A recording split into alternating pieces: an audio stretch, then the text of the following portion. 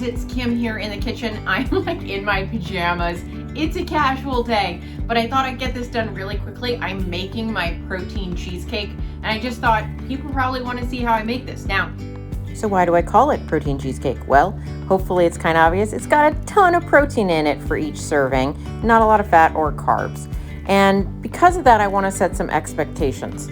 You know, there are those cheesecakes you make to be really fancy and delicious and rich and creamy and all these things when you're having company over. This is not exactly that cheesecake. This is delicious. It truly is a wonderful, delicious cheesecake. But it's more the kind of thing you would include when, say, you're trying to be in a period of weight loss. Maybe you're doing higher protein and lower fat and you just need something that's going to work for those macros. This is that cheesecake. So let's get to it.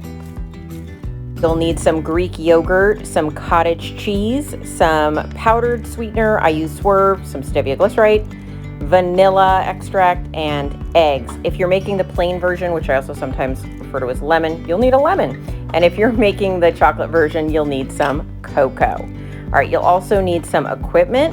You'll need a good food processor. By good, I just mean a food processor that's big enough to fit it in. I think this one was 40 bucks on Amazon. I use it all the time. You'll need measuring spoons and a scale.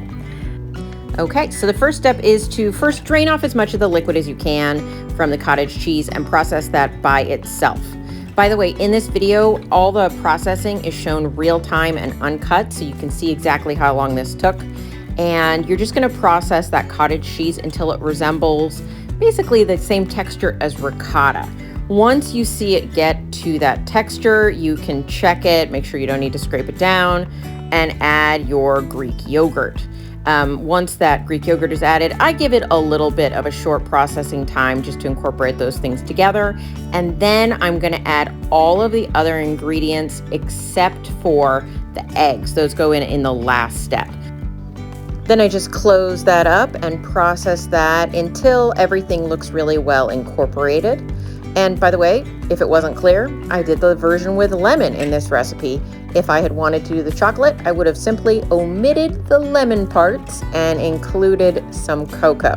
Both recipes will be in the notes.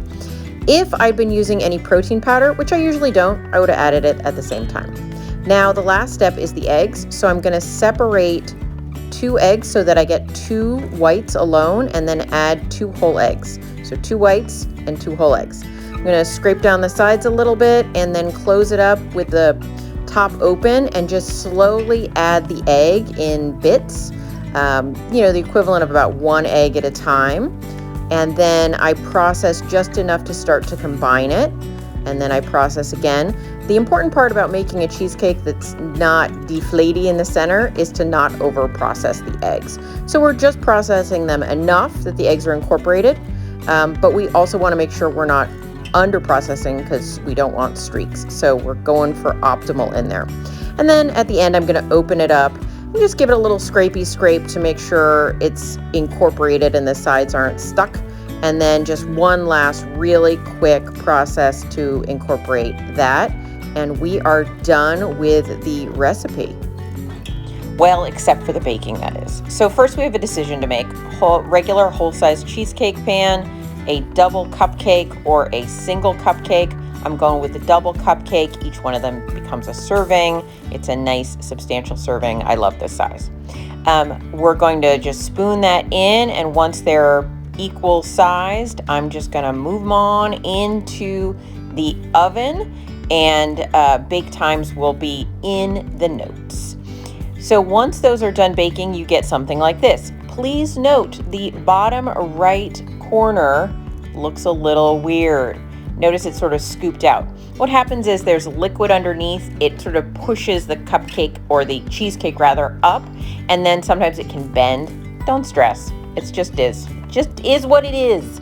All right, so I'm showing you that the texture, they are no longer wet. See, there's no sloshiness, but when I scooch around the cupcake holder, you note that it's still pretty loose, and that's exactly what we're looking for. We don't want to overcook these. Then we're gonna let them cool at room temperature until they're, well, room temperature. And then I leave them in their little holders and move them into the fridge covered.